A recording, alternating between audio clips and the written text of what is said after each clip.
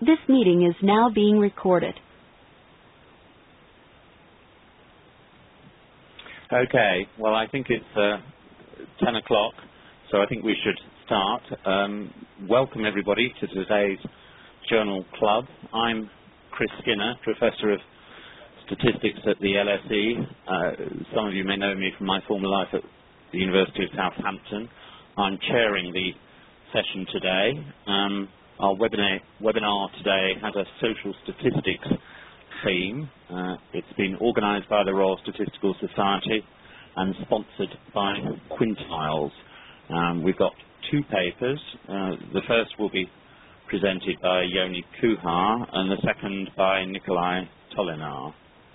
So I've got just a few points about the sort of organisation technical aspects of the meeting. So both presenters are going to be referring to slides, so you may have that either in front of you if you're accessing it via the web link, or you may have downloaded those slides earlier on.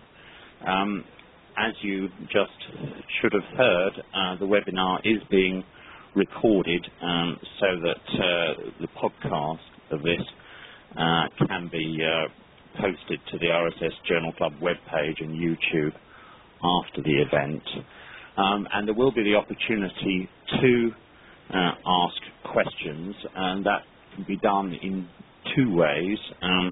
It can be done verbally over the phone. You should, as the administrator said earlier, have pressed star 6 to mute yourself during the presentation, but after the presentation we'll take discussion separately after each paper, and also there will be if we wanted a short time right at the end for both papers.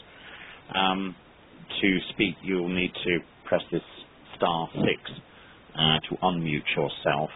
It may take time if other people are also trying to unmute themselves, and then after you've spoken, if you can press the star 6 again to mute your phone.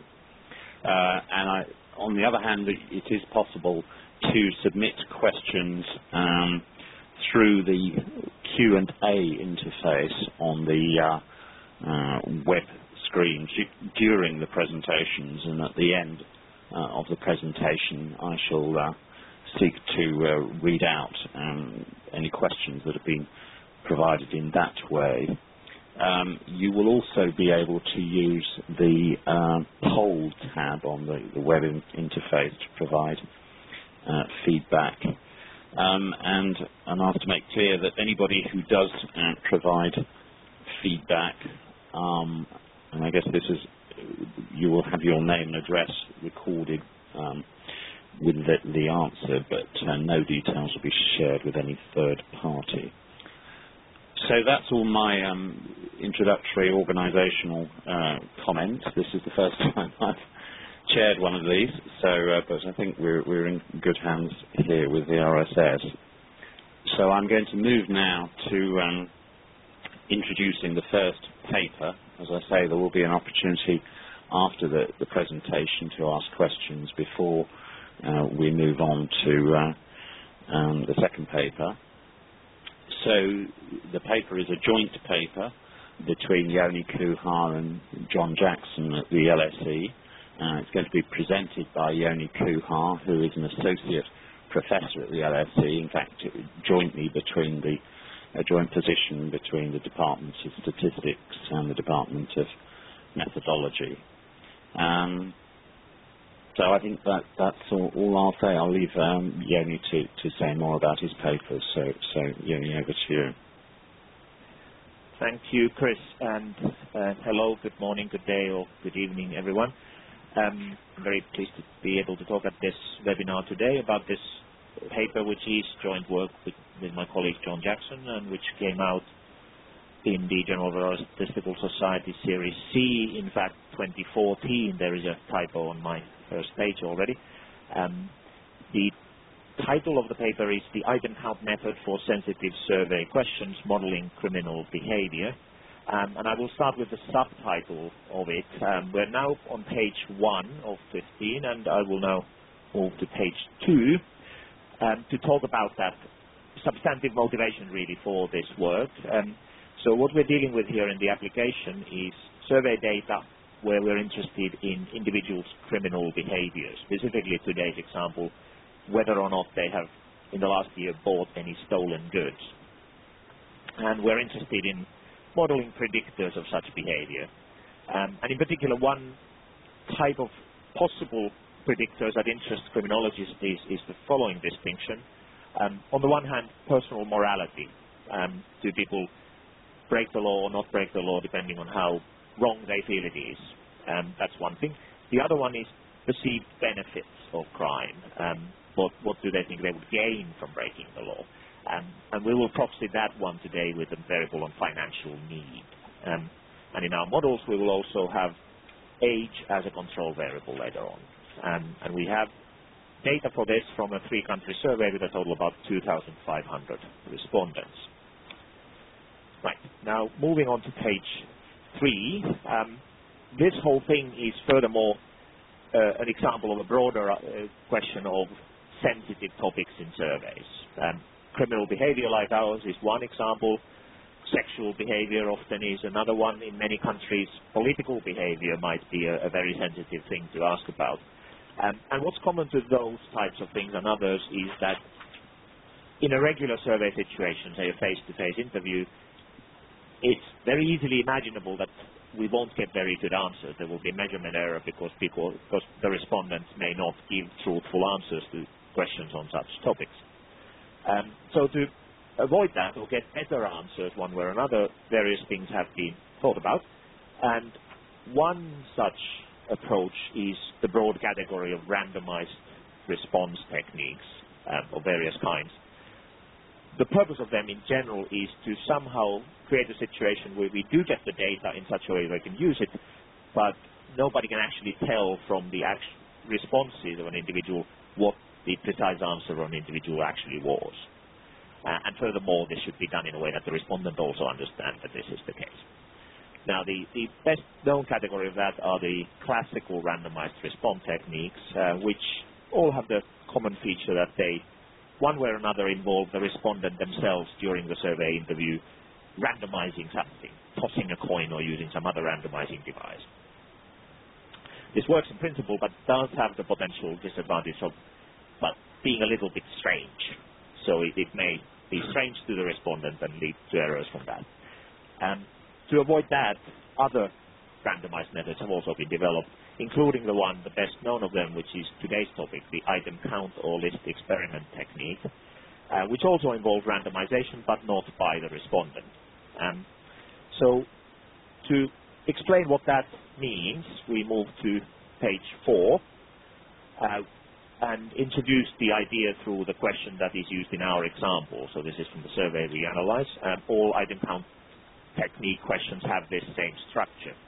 So what happens is that the respondent is presented with a list of things, to each of which their answer is yes or no. And what they're asked to report is only the total number, how many yeses, how many of the things on the list they have done. So here we have, for example, 1 through 5, we have various activities that the person might have done, and to each answer is yes or no. And excuse me. And then second, there are in fact 2 lists presented to the respondents, or 2 possible lists. Some respondents get only, for example, in this case, the first 5 items, which are things that are not meant to be sensitive in any sense, but we call them control items. So some get only those 5 in our example. Some get those plus the one that we really care about, the one that is meant to be sensitive and the one we are interested in. In our case, the one that is on green here, whether or not the respondent has bought stolen goods in the last year. So some get the 5, only the control items, and some get the 6, including the sensitive item. So control and treatment groups respectively in this language. And who goes to which group is randomly determined. So respondents are randomized by the survey software or the interviewer into one of these groups. So that's what happens. Moving now to page 5 and summarizing this in terms of variables and labels for them. We thus have the group. Each individual belongs to either the control group, 0, where they get only the control items, the 5 in our case, and or to the treatment group, who get both the control items and the sensitive items. Then we denote by Y the variable we're interested in, which is the binary response to the sensitive item. In our case, yes, no to the question of whether a person has received stolen goods. So that's Y. Z stands for the total of the control items. How many of the 5 control items in our example has the respondent actually done? And then finally, S stands for the actual response, the item count itself, the reported total, which will be, in the control group, the same as the control total Z. But in the treatment group, it will be that plus the 0 or 1 for the sensitive item. So that's the structure, and then there will be explanatory variables if we want to use them to model our variables further, as we will. So just to show what that looks like in our case, so here's, ignoring explanatory variables, the counts in our example. So these are numbers of respondents with different reported counts in the 2 groups. First line are the people in the control group, 1,206 of them. 269 of them said 0, so they had done none of the 5 control things, and 21 had done all 5. Similarly, in the treatment group, 279 had done none of the things, and 9 said they had done all 6. Now, those 9 shouldn't really be there, or we wouldn't like them to be there, in the sense that we would want to avoid this situation, because for these 9 individuals, we do know the answer to the sensitive question, because if they done all 6 things, they must have also received stolen goods. Similarly, for the zeros, to 279, we know that they have not done the sensitive item, but that's less worrying because it's not sensitive not to have received stolen goods. But the point of the whole exercise is, are those others in between, the 1s and 2s and 3s and 4s and 5s, because for them, we do not know whether that count includes a yes or a no to the sensitive item, because it's blended in with the total count for the control items. And that is kind of the point of the item count question, that in there is the information we want, but it's buried in there in a way which should make the respondent feel that they've been given a truthful answer, because their real answer to the sensitive question is not to be revealed. Moving now to slide 7 and restating this or building on that. All we now need to do is to dig out that information from those counts, and here's the broad idea of that might be done. So reminding of the notation, S is the reported count, Z is the control count, and the Y is the binary variable of interest. And the broad idea of how it may work is that in the control group, the total count is just the control count. So from the control group, we learn about the distribution of Z. Now, second, because of randomization, the distribution of Z in the control group is the same as the distribution in the treatment group. So we take that forward. Then second, in the treatment group, what we observe is Z plus Y. So we then need to somehow separate those two to get out the distribution of Y. And in order to do that, we use that fact that we learned something about Z from the control group. So that's the broad idea. In terms of the details, we move to slide 8 to talk about the actual estimates that implement this idea, the estimates applied to item count data to learn about quantities of interest. On this slide, I talk about some basic methods, the ones that have been previously most used and longest used. What we see here in the formula is the simplest of them, which is an estimate without explanatory variables, simply for the proportion of the sensitive item. So in our case, what proportion of individuals have received stolen goods? This estimate is simply the difference of the average counts between the control and the treatment groups, treatment minus control. This is an estimate of the probability. This idea that this implements can also be extended for sort of linear model type ideas to modeling this probability given explanatory variables. However, that is not a very good approach in a number of ways. It can be inflexible, can be inefficient. It's simply not the ideal way of going about estimation for this data. Better ways exist, and those better ways, what they do is basically recognize that this is really a problem in incomplete categorical data. Both Z and Y are counts, one of them is binary, and the total data would be both of those, and the incompleteness comes from the fact that in the control group we only see Z, and in the treatment group we see the sum of the two. So it takes a bit of teasing apart to learn what we want to learn, but it can be done.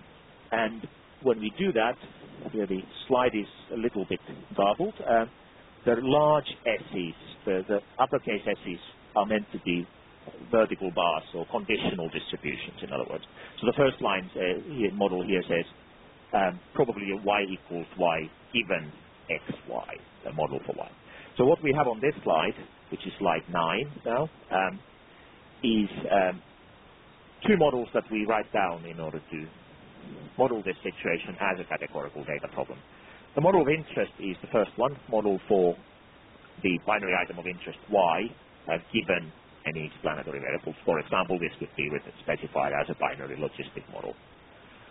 Then second, less interesting but still necessary, is the model for the control count Z, so those total of those control items, given explanatory variables and given the binary variable y. So these are the two component models which we specify and out of which everything follows. So those two models define the probabilities for the observed item counts that the respondents give to us in different ways depending on which group we are in, as you can see on the slide. And once we've got those probabilities written down, we can then write down a likelihood function and maximize that to get estimates for those models. And on page 10 we have some comments on that. First of all, this idea, the fact that it is a categorical data problem and can be modeled as such, was first presented in full by Kosuke Mai in his paper in JASA in 2011, where they also proposed a method of estimation for this using the EM algorithm, which quite obviously is a sensible candidate for modeling this type of incomplete data problem. So they proposed one way of estimating it. In our paper that we're talking about today, one of the things we did was to extend this or modify this estimation a little bit to make it a bit faster, a bit more efficient by modifying part of that EM to make it faster using a clever result by David Oakes from 1999. And a result which also delivered to us a closed form expression for the standard errors of the estimated model, something that the standard EM is well known, it doesn't give you. So one thing we did in the paper was to improve the estimation in this model a little bit, still firmly within this same framework proposed by Kosuke Mai in his paper.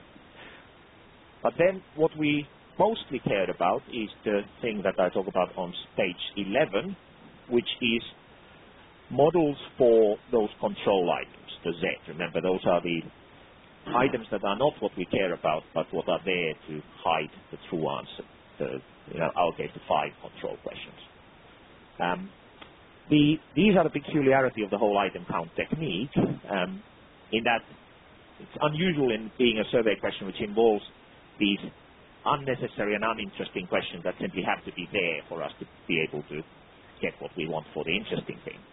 And those, because they're there, they add a new additional design challenge and challenge that can go wrong.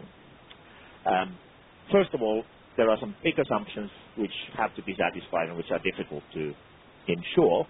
Essentially that the respondents do what they're told, that they, in the treatment group, when they get the sensitive items, they still count the control items and count the sensitive item, add them together as supposed. We hope this happens.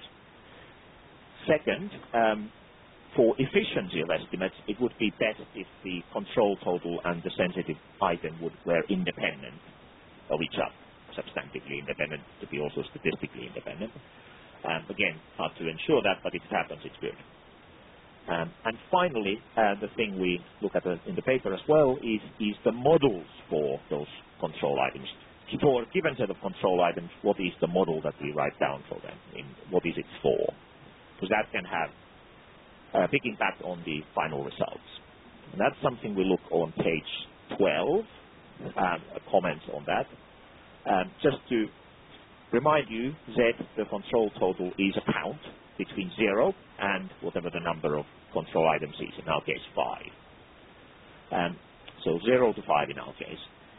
One possibility for modeling that is a binomial or beta binomial distribution, which has the right structure, and this is what was proposed in my paper, for example. However, we argue that this is not too restrictive, not flexible enough. I mean, binomial, for example, has one parameter, and in our case we have 5 probabilities, 4 degrees of freedom. And our basic point here is that for this aspect of the modeling, restrictive is bad. We should be as flexible as possible for this part of the model. So we end up recommending that the control totals as part of the item count model should be modeled as multinomials, or maximally flexibly, as many parameters as it takes. And then that multinomial modeled with a model, either a multinomial model or an ordinal model, in terms of its dependence on explanatory variables. So as not to harm the rest of the key part of the model, the model for the variable of interest. And the last point on this slide, 12, talks about repeats the point that the efficiency of the resulting estimate, it would be very nice indeed if the control total and the variable of interest, y, are independent.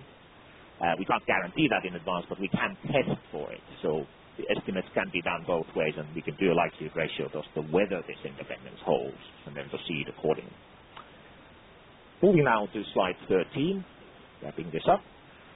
This slide is still about that choice of the model for the control items and sensitivity to it. In the paper we have a couple of examples for our data of trying different models for the control items. When we look at simply the estimated proportion without explanatory variables, so in our case, the probability that an individual has bought stolen goods. The estimate for that we get under the most flexible model, that is preferred also by model selection, is about 1.7% of the population have received stolen goods, or say they have. But that 1.7% changes if we change assumptions about that uninteresting part of the control part of the model, all the way up to about 15%, so very far up. These big numbers come under if we assume Y and Z to be independent, which is clearly not satisfying in this model according to model selection statistics, but it does illustrate that that part of the model that we do not care about can have serious impacts on the one part that we do care about if it is not modeled sufficiently flexibly. Right. Now, 2 more slides. This slide is now a brief summary of some of the models. Just at the end of the day, this is why we do the whole thing. Models for the things of interest from our item count data that we saw earlier. We're now on slide 14. Below we have a model for the total count, so the control total. This is not really interesting, except as possibly sanity check. It's there, but we don't ultimately care about its results. What we do care about are the things in yellow on page 14, the model for the sensitive items. So here, for the buying of stolen goods, yes or no. And our 2 explanatory variables, remember, were personal morality and financial need. And the direction of the coefficient here means that those who state that stealing is not very wrong are more likely to have received stolen goods, although that's not significant. And similarly, those who are in higher need, those who say they struggle on their current income, are also more likely to say they have received stolen goods, and that one is significant. So at least one significant result came out of this. So we were able to pick out a model from that item count data that you saw earlier. And now I'm out of time, it looks like. So just to wrap up on slide 15, what we have done in the paper is a few things. First, suggest some improvements in the estimation of item count models as categorical data. We have talked about and proposed models for the control items of that whole structure, the key part, as we argued, for the sensitivity of the results. And finally, we have illustrated with this data on criminal behavior on how these models can actually be made to work and what sorts of things can allow. So that is the summary of that paper. And thank you very much for listening. Thanks, Chris. Okay, well, thank you very much indeed, Jouni, for your very interesting paper. So, as I said before, we now have time for questions before we move on to the next paper. We have to schedule up to 10 minutes, depending on how many questions there are. I said before there were two possibilities, either through this Q&A function or by verbally. So far as I can see when I click on the Q&A at the moment, that there haven't been any questions submitted during the presentation. So may I invite anybody who would like to ask a question to press *6, or else to submit something through the Q&A icon. Hi, it's Andy Garrett here. It's a very interesting talk. Thank you very much. I've just got a question more about some of the practicalities. When you ask the questions to the individuals, do they just see the 6 questions as independent? Do they have any sense of what the objective of the questionnaire is? In other words, is it sort of is it double blind, or is it sort of single blind, or open label in that sort of context? Thanks, Andy. Well, what happens is they don't get much explanation. So they're given this list. They may get some contextual. It may come in as part of a sequence of other related questions or something, but I can't comment on that. Inside the question, they simply get the instructions as you saw on my slides. Here's a list of things. Count in your head how many of these you have done and give me a number. So they don't really know what's happening normally. So the sort of strangeness of classical randomized response pressure, some of that strangeness is still there, minus the coin tossing that happens in classical questions. But really what the respondent is presented is with that task, with no further explanation of why it is the way it is. Okay, and the person who's asking the questions, although they don't know the specific answers, do they know what the sensitive question is? Yes, they would know, because it's usually obvious which one of them is of that kind. But the rest are deliberately meant to be not sensitive, so that would be obvious to any respondent or interviewer, I think. Okay, thanks.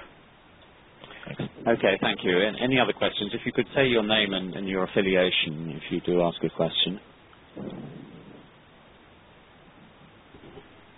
Perhaps I can just follow up on Andy's question while you think about that. I mean, one sort of following on from what he said, Jouni, could you tell us any implications you see from your research on the design of item count questions, for example, in the choice of the control items? Yes, thanks, Chris.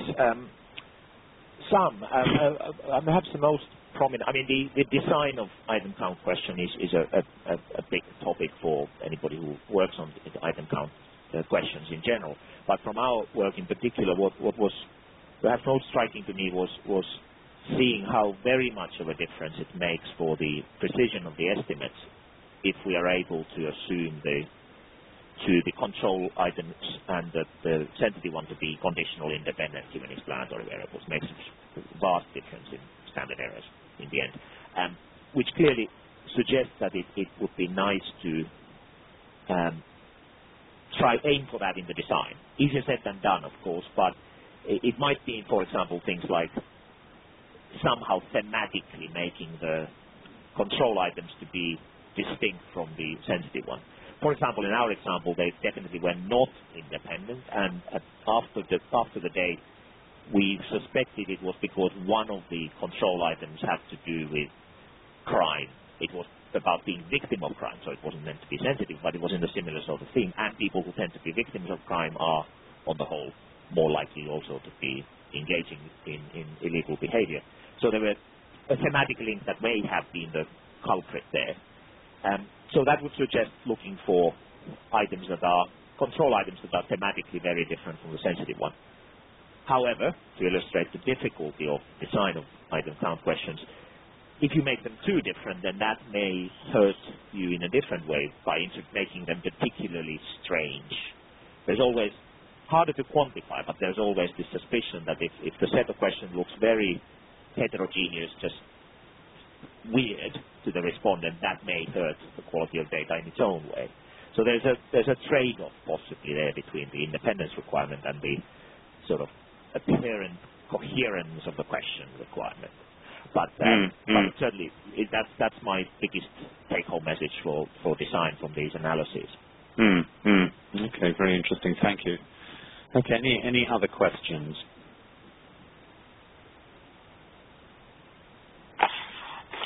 I'm Peter van der Heijden. I'm the second author of the paper of Tollenaar, and I have. Hi. I also enjoyed the presentation, but I have two questions for you, both on practical matters. A first practical question I have is, in practice, how many sets of questions can you ask? So if you have more questions than only this sensitive behavior, for example 6 or 10, would that be feasible, or do you have any practice with that? Shall I take them one at a time? Yes, please do. Yep. I have no direct personal experience on this, so your guess is probably as good as mine. Quite obviously, for both the respondent's time, for cost of interview and so on, because there must be a limit, because getting one sensitive item requires it be, let's say, 5 additional items and randomization and so on.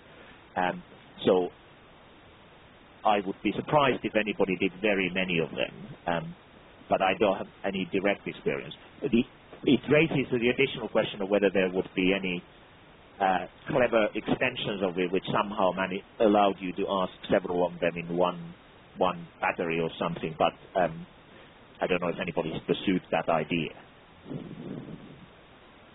Okay. Thank you. Can I ask my second question is whether you think that there are any ethical issues involved. For example, if you do a study into criminal behavior and you won't tell the respondents that in fact the study is about criminal behavior, do you think that would be a problem? So people won't be getting informed consent in taking part in such a study.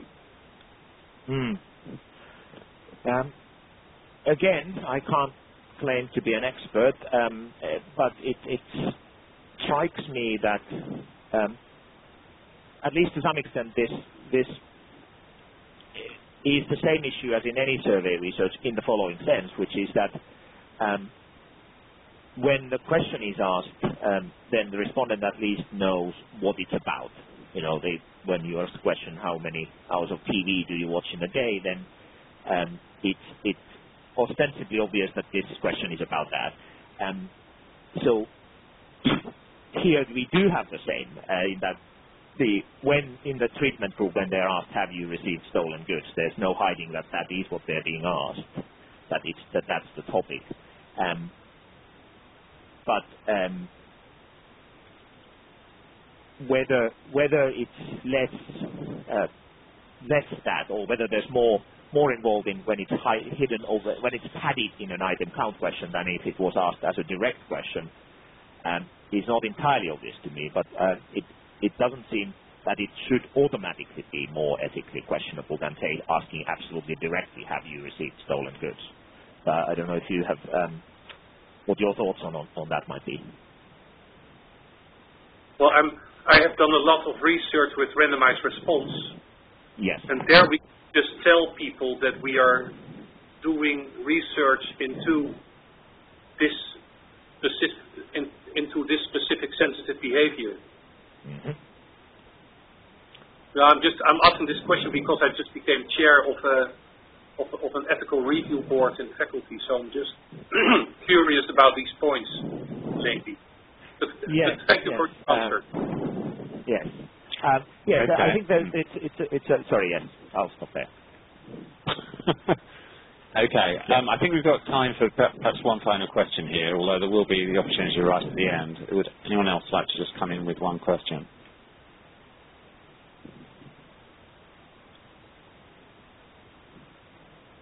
Okay, well, I think since we have in fact taken us 10 minutes, I think we will move now on to the second paper. And as I say, right at the end, we're planning to have 5 minutes. So if you do have any further questions about Jouni's presentation, we can take those there.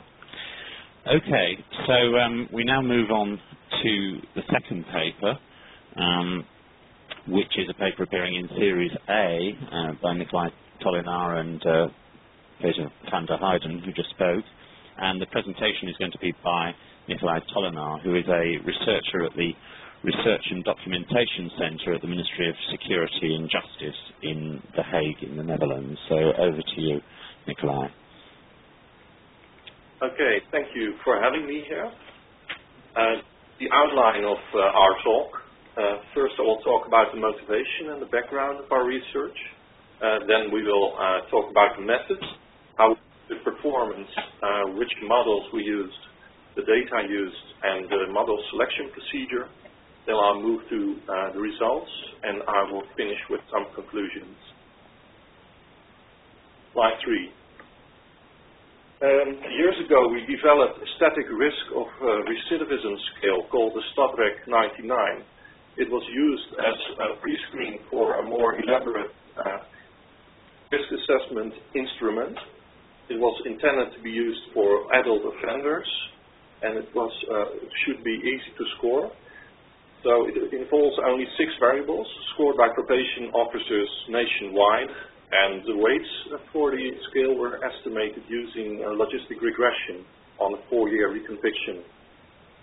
Now there arose a need to improve and update the existing model with new data, and furthermore there was a need for 2 more models for specific risk assessment, namely for violent and sexual recidivism. So we really had the opportunity to rethink the modeling. Slide number 4. Well, risk assessment in the criminal justice context is the weights are mostly estimated using logistic regression. But since the 60s, machine learning and data mining algorithms for classification have been developed that have specific advantages. They can automatically handle nonlinear relationships, complex interactions between these, and perform automatic variable selection. Another feat is that they can handle messy data with a large number of predictors. The downside of using these is that it is less clear how the variables are related to the outcome. But we wondered whether these models could provide a significant improvement in predictive performance over logistic regression. Slide number 5. So therefore our first question was, can predictive performance of standard statistical methods in recidivism data be improved by using machine learning and predictive data mining models? Slide number 6. There have been previous comparisons of algorithms, also including logistic regression and a linear discriminant analysis. There's a large meta-study by Jouni and several large comparative studies on machine learning repository data. And the general conclusion of all these was that there is no best model for all data sets, but there were 2 classifiers models that were good across widely different data sets, namely a linear discriminant analysis and a certain type of tree classifier. Slide number 7.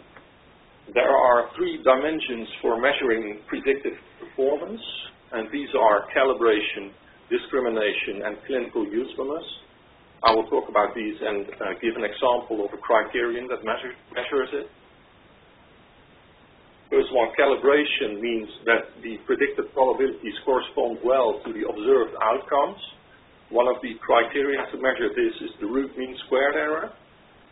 This is well known from the linear regression context, but can also be used in the binary case. Now, if a model is badly calibrated, it can be recalibrated. This was proposed by Platt in 2000. And what you do is you just fit a logistic regression on the outcome given the predicted probability or a risk score. Slide number 9. Discrimination means that a risk score is able to discern the positive and negative outcomes well.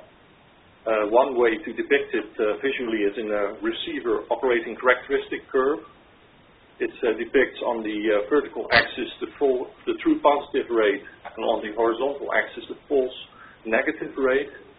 And it shows what the trade-off is between these two when you slide across a risk score.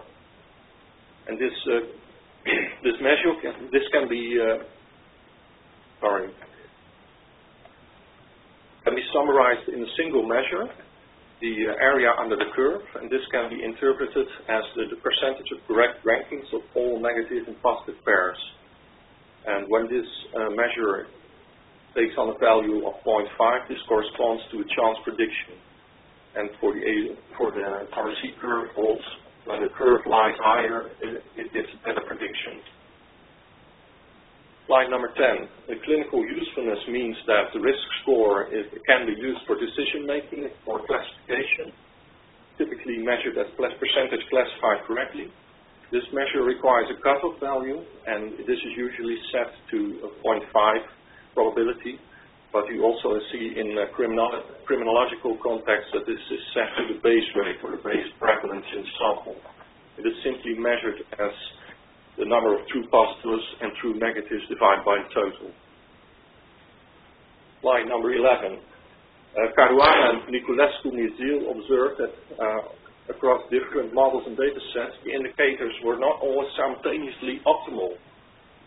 So he proposed to combine the three most differing criteria into one criterion, the SAR.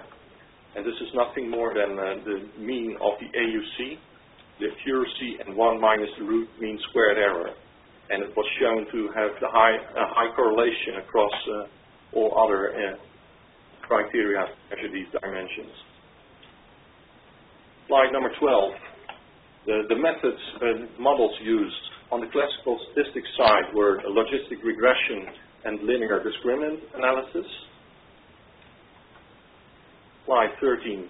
On the predictive data mining machine learning side, we have decision trees that recursively partition data, multivariate adaptive regression splines, MARS, and flexible discriminant analysis that use linear splines to estimate nonlinear relations and interactions between these.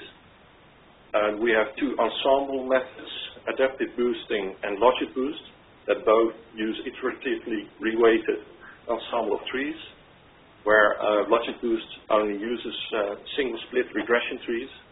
We have neural networks, single hidden layer that can fit any model, support vector machines, and k-nearest neighbor classification. Slide number 14. On the modern statistics side, we chose partial least squared regression. This technique projects the dependent and independent variables onto a latent structure in order to optimize prediction. All but the classical models require one or more tuning parameters to be set in order to function optimally. Slide 15. The method for finding the best model. First, you split the data in two parts, estimation and validation data. The model selection procedure for the optimal tuning parameter is, for the estimation data, you fit a grid of tuning parameters in a cross-validation framework, and the best cross-validated accuracy belonging to a tuning parameter, you choose that tuning parameter. After all modeling is done for each model, On the validation data, you establish the final fit of the models, and we used both the calibrated and uncalibrated versions of all models in order to make a fair comparison. And the SAR at the cutoff at 0.5 is decisive in what model is best. Slide 16. The overall data consists of 3 data sets. All 3 data sets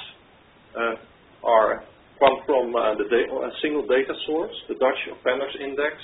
This is a research database containing all criminal record information of offenders in the Netherlands.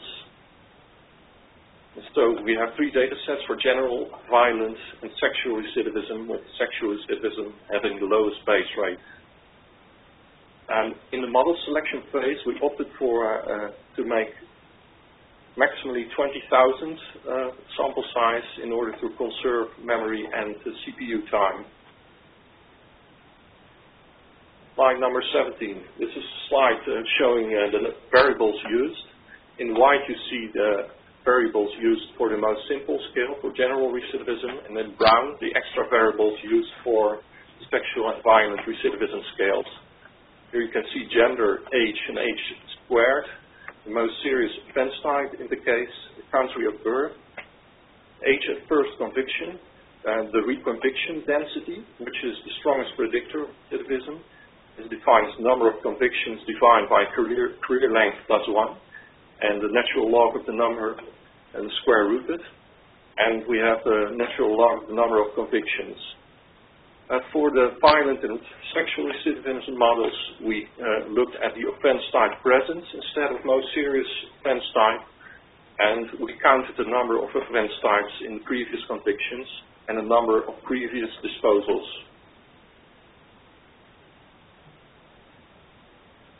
Slide number 18.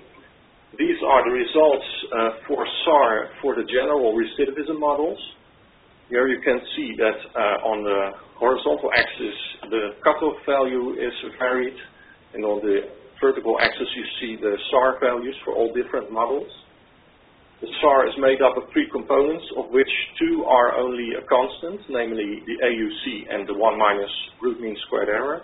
So the variation in the curves is due to the change in the accuracy by varying the cutoff.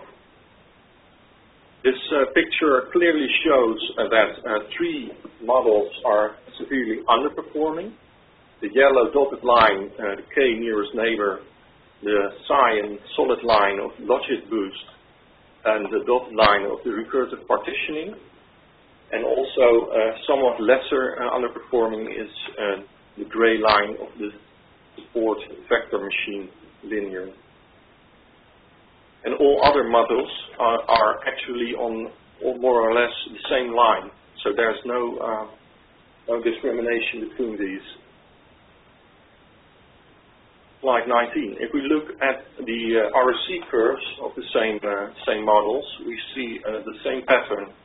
The K nearest neighbors, the yellow line, the cyan line, logic boost, and recursive partitioning are severely underperforming, whereas the linear support vector machine is only slightly underperforming, and the rest is more or less on the same line. Slide number 20. In the violent recidivism models, we see a similar pattern in the SAR plot as in the general recidivism models. Again, we see logic boost underperforming, recursive partitioning, and K nearest neighbors, with the linear support vector machine slightly underperforming, and the rest lying more or less on the same line. Slide number 21. And again, the same pattern can be discerned here in the violent recidivism models, the RSC curves. Again, logic boost, K nearest neighbors, and recursive partitioning underperforming. But now you can also see that the neural net is forming with the linear support vector machine. Slide number 22. The sexual recidivism model shows a completely different picture. Again, we see underperformance of logic boost and K nearest neighbors, recursive partitioning, but Now also the Mars model is severely underperforming, as well as the logistic regression. That's quite surprising. And on the other hand, the best performing models now are linear discriminant analysis, partial least squares model, and the support vector machine. Slide number 23. And in the RSC curves of the same sexual recidivism models, you see a similar pattern of the best models being partial least squares, linear discriminant analysis, and the linear support vector machine.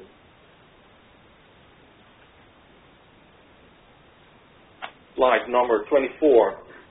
The conclusions.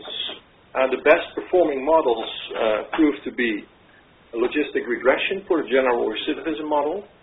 For the violent recidivism model, it was logistic regression, but a calibrated variant. For the sexual recidivism model, it proved to be a linear discriminant analysis, a calibrated variant of it. Now, what stood out in all data sets was that the linear discriminant analysis was top 2 in all. So we would like to advise to routinely apply this method when you want to construct a risk assessment instrument, especially when using a sexual risk assessment model. Slide 25. It is standard practice in statistics to check for nonlinearity in your model. This can practically be done and visualized using generalized additive models. And so you can check whether your covariates are transformed appropriately, or you can add quadratic terms. In this study, not only did we input the transformed variables for the linear model, but also as the inputs of the nonlinear models. And these data, we did not find any significant difference with modern methods. Now, another observation we had was that in comparison studies that do compare linear discriminant analysis and or logistic regression versus machine learning, is that there is no mention of any manually applied transformations for those linear models. So we suspect that this might be partial, at least a partial source of performance differences between methods. Slide 26. Limitations of this study are, well, there are many variants of the machine learning data mining algorithms, and many appear every day, and you cannot try them all. And we even saw slight differences in implementation in software.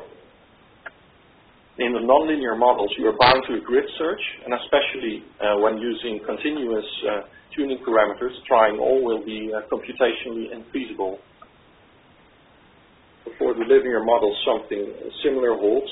We tried some transformations, but there might be more appropriate transformations of the original that lead to a better performance.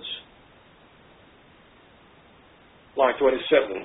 Something that puzzled us was that very different models yielding the same performance did have a very different probability for the same subject across models.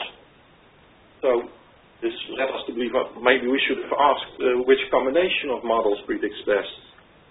And it appears that this idea had already been implemented by Wolpert in 1992, called stacked generalization, where you make a weighted combination of the predictions of separate models in a cross-validation of leave one out cross-validation. And according to the literature, this stacked probability should be at least as good as the best model of the subset. And the preliminary analyses confirm this improvement, especially in the sexual recidivism model.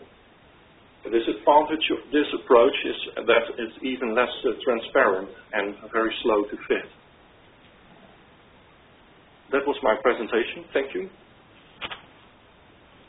Thank you very much indeed, Nikolaj, for a very interesting presentation, and thank you to both speakers, in fact, for keeping to time so well. So we now have up to 10 minutes for questions as before, and again, you can pose them either over the Q&A system or speak unmuting your phone with a *6 first of all. So again, if you could say who you are and your affiliation before your question. Do we have somebody who would like to begin?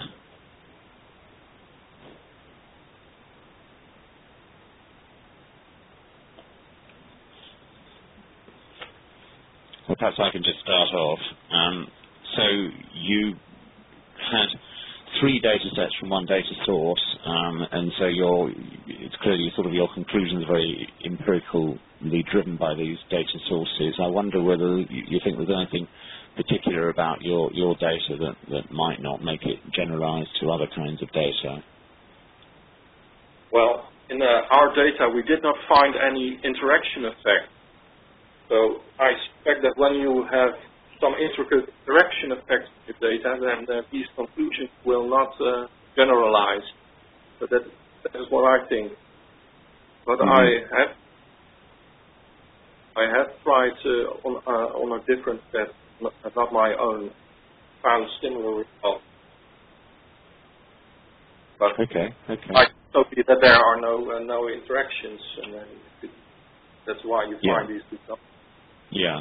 So you've looked at taken account of non-linearities, but not so much interactions. So. Well, okay, I did try them on the original data set, but they deteriorated the predicted performance. But that's the reason I left them out. Okay.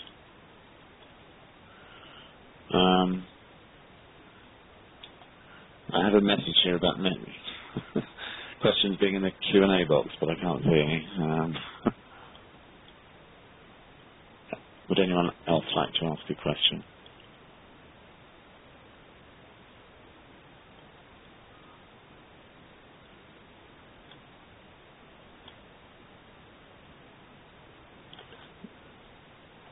Okay, let me ask a second question about the substantive topic that you have of recidivism. So you've defined it here in terms of reconviction. Are there aspects of sort of recidivism that are not covered, therefore, by your definition? Can you say a bit more about that? Yes, recidivism is, of course, a behavior which a lot of is not detected, but because this skill is used in the criminal justice context, we are especially interested in people re-entering the criminal justice system.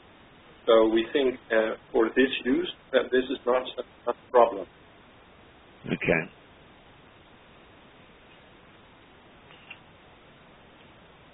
All right, thank you.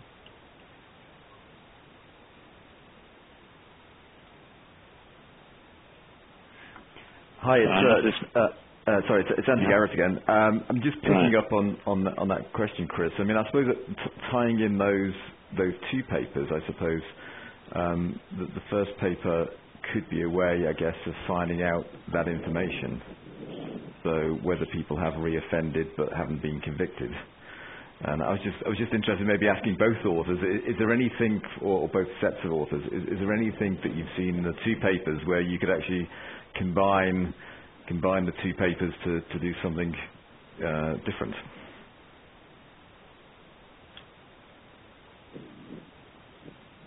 Over to either, so to speak. Well, if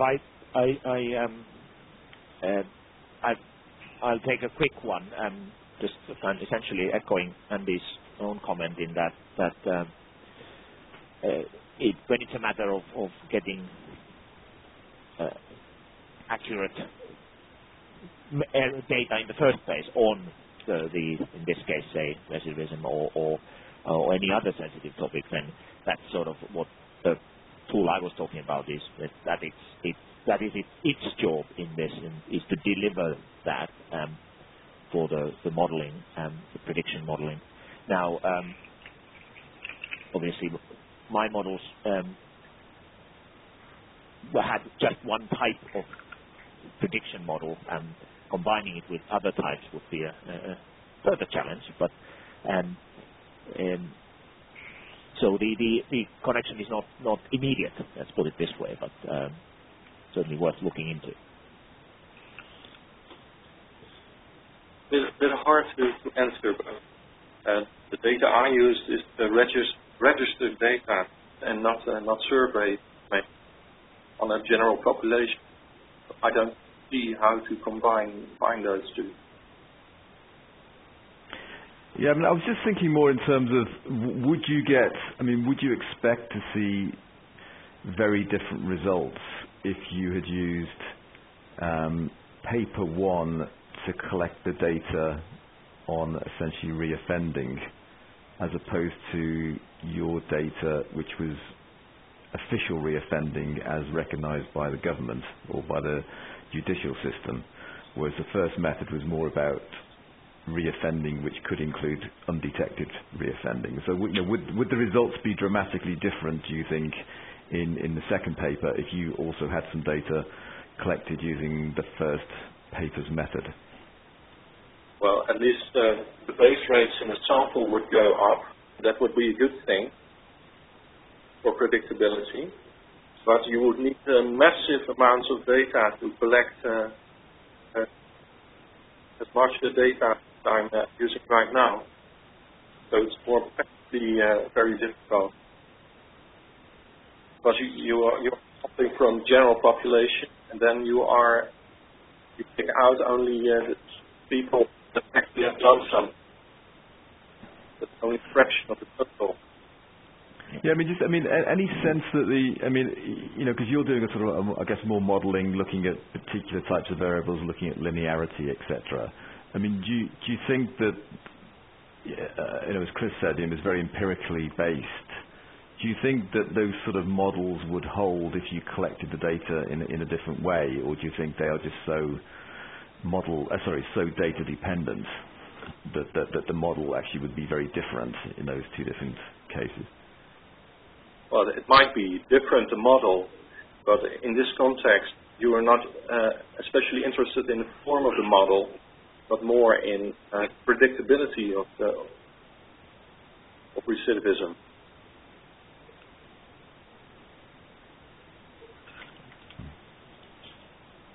Okay, thanks. Okay, any more questions?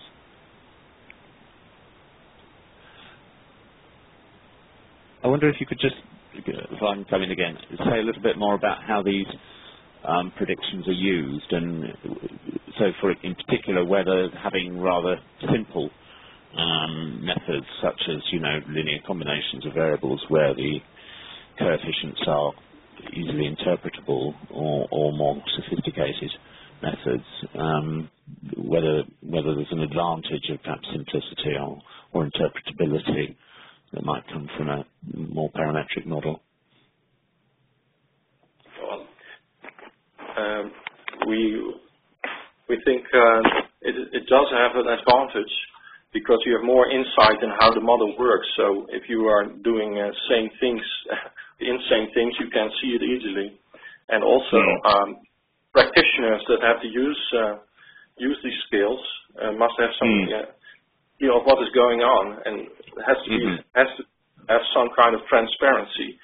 So it's very important in that matter. Okay, thank you.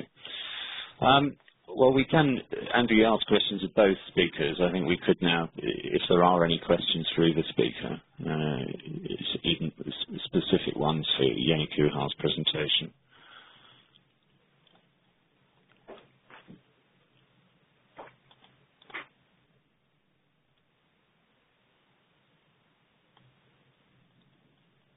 No, okay. Well, I think that's probably an appropriate point then to wind up. I think we've had two excellent presentations. I hope everybody has found this useful, and thanks very much for dialing in. So just a couple of final comments to say that the next RSS Journal Camp will be on February the 24th next year. It will feature the Series B paper by Ogburn, Nitsky and Robbins, titled Doubly Robust Estimation of the Local Average Treatment Effect Curve. So please check the website for full details. It's open to both RSS and non-RSS members. I'd like to thank again very much Quintiles for sponsoring this webinar. The podcast for this webinar will be available on the RSS Journal Club webpage and on YouTube shortly. And please also check the RSS website for the next Professional Statisticians Forum online event. So thank you very much again to our speakers, the authors of the papers, and to everybody for coming.